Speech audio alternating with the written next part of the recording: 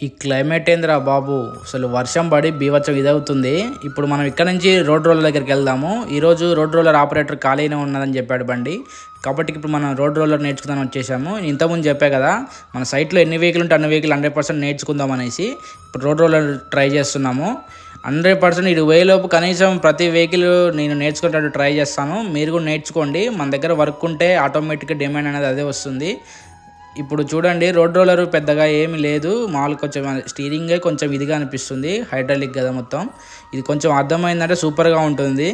సడన్గా చేస్తున్నాక మస్తు మబ్బు చేసింది. చూడండి ఫ్రెండ్స్, ఎలా వాన పడుతుందో, బీభత్సమైన వాన పడుతుంది. ఓకే, సబ్స్క్రైబ్ చేసుకోండి ఫ్రెండ్స్, మళ్ళీ కలుద్దాం తర్వాత వీడియోతో.